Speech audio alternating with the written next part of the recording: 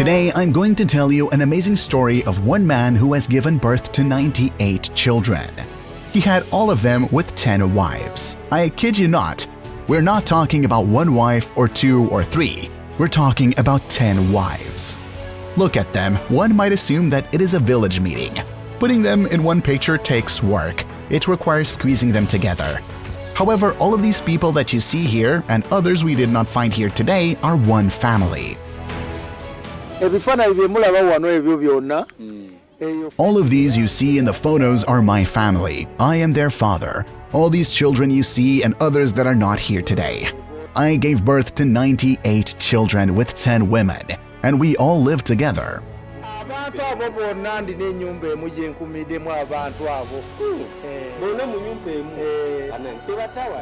His name is Musa Hassaji. At age 67, he gave birth to 98 children and had 568 grandchildren. Oh yeah, you heard me right. Musa gave birth to 98 children and now has 568 grandchildren. Apart from living in an eye-catching area, as you can see, how he and his offsprings live is impressive in itself. All this land they live in is his. He and his 10 wives live in this one house. He built his children their own homes outside. It is homemade of many other houses, most of them made of grass. And this is where he stays with all his wives, beginning with Hanifa Hassaji, the eldest wife, to his younger wife Kankazi, who is younger by age than some of her husband's grandchildren. Kankubulire nazaala omwana asooka nga ndi wa myaka 17. Wabadde na myaka 17? Yes.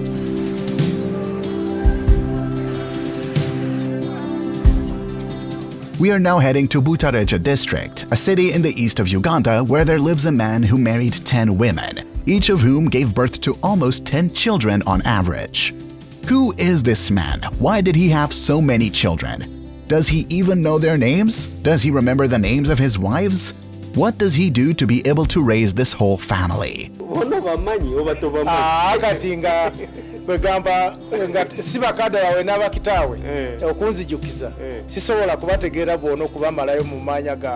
Welcome inside the world of Musa, a polygamist unlike any you have ever met.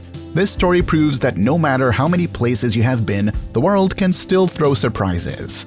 I have just visited a family in Uganda. It is a family with a big difference. In fact, it is the biggest family in this country. If you think your home is occasionally chaotic and often expensive, then prepare to meet the biggest family in history.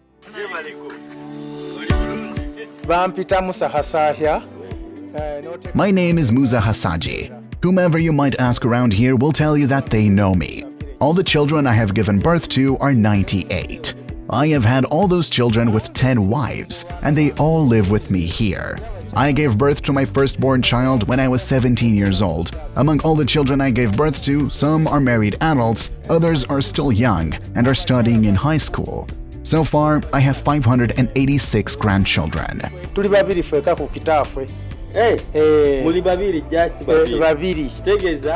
This man says that he was born into a family of only 2 children. He grew up in a low-income family and it caused him to drop out of school when he reached the 6th grade of primary school. He says he married his first wife in extreme poverty because his father had nothing to the extent that they failed to give the woman's family a dowry. The time came and Musa decided to go into the business of selling millet that he grew in his hometown's countryside village to sell in Kampala, Uganda. While growing up, my father was still alive, so I went to school like other kids. But when I reached the 6th grade of primary school, my father failed to pay for me, so I stopped there. After a few years, I married my first wife when my father didn't have anything, not even a chicken or an egg. When he saw my bride, he was happy with her and started going to friends and relatives asking for support to help me marry that girl that I loved. But no one helped him. However, I still live with that woman. I used to see traders going to Kampala carrying millet. One day, I approached them and asked how they got money by selling millet. Therefore, they told me the bag's price and how they got it and sold it. So I saw a cow's head, bought it for 6,000 shillings and roasted it. I sold that piece of a cow head on the streets, gained some money I used initially, and bought 3 bags of millet. At the time, there was a train from a place called Gulu that was supposed to stop at our area by 2 a.m. We waited for the train to come and take us to Kampala. When we reached Kampala, we went to a millet trading place called Kiburi, and I sold my millets for 270,000 shillings.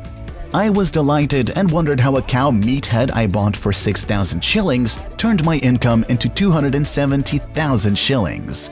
My father was impressed by that millet business and encouraged me to buy something else in Kampala, take it home, and sell it to see the difference.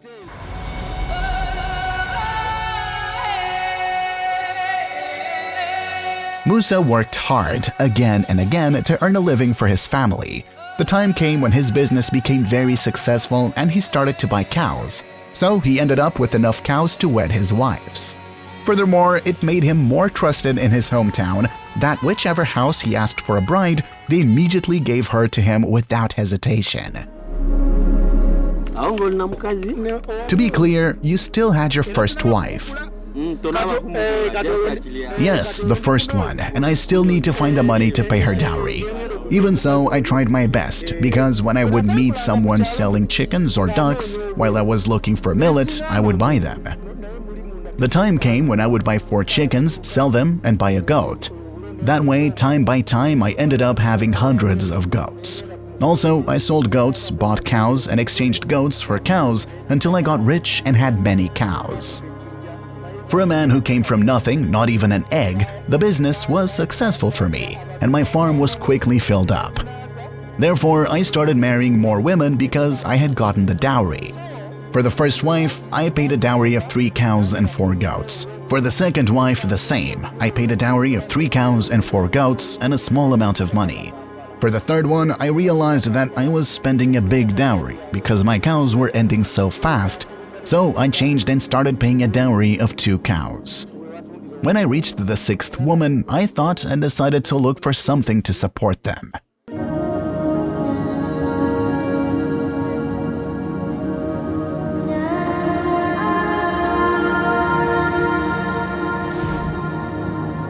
Musa says that after marrying 6 wives, he gave up and started thinking about what he could do to provide for his wives and children. He then started a business of slaughtering cows and selling their meat in the countryside. The business was successful, and it made him gain even more trust in the village that wherever he asked for a bride, they immediately agreed without hesitation.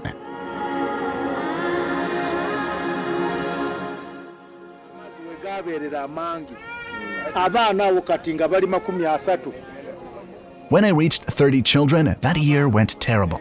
We cultivated but did not get a harvest, tried trading and failed, and all of us at home were hungry. Fortunately, the time came and things went back to the way they were. Farming was successful again, and we got our good life back. The life of selling cow meat brought me the opportunity and hope for parents to give their daughters to me. I kept marrying until I had 10 wives. Everywhere I went, people told me that this man is a very hard-working man. It would be better to give him my daughter. And it would make me happy to hear that. However, I didn't know that I was putting myself in trouble because the more wives I got, more cows I had to offer. People still believe I will remarry again, but I advised myself to stop because I realized I was a little old.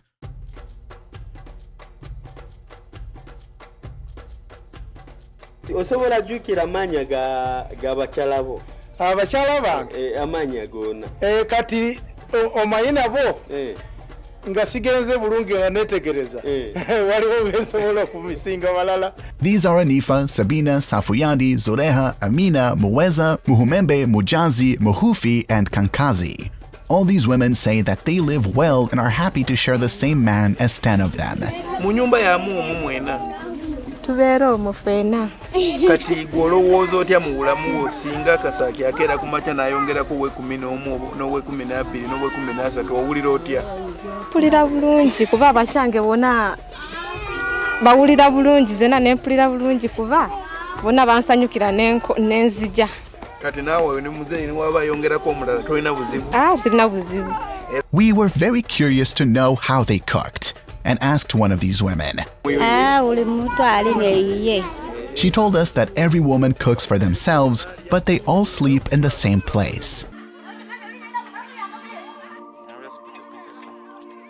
muzeeyi yalina ettaka lingi. My father had a large piece of land, so he gave this part of the land to me. However, I had previously bought 7 acres, which helped me support them.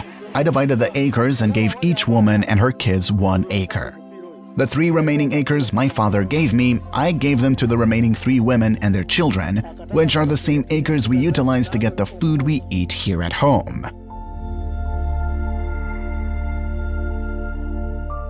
Tosobola kugegenyako Luganda yadde. Hisobola ndumba muhihirala. Penyo hisobola. His wives come from different parts of the country and speak different languages.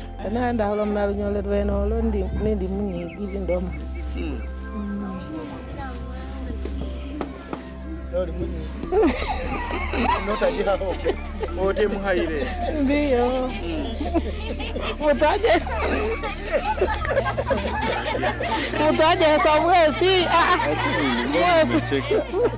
But even so, it does not prevent them from sharing the same thread in their home.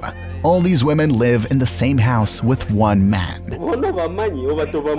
Kati nga kwegamba nga si bakadde yawe n'abakitaawe okunzijukiza. This man, who looks strong but has reached the age of old days, says that he does not know the names of all his children and grandchildren, but convinced us that he recognizes them when he meets any of them.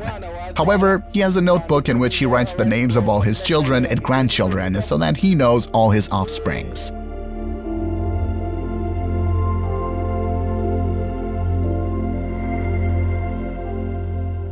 Mungu yampa omukisa.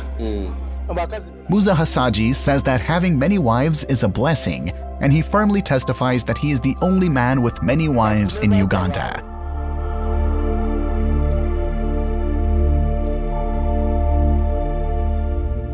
Story by John C. Shamamba. Thanks for watching. Please remember to subscribe.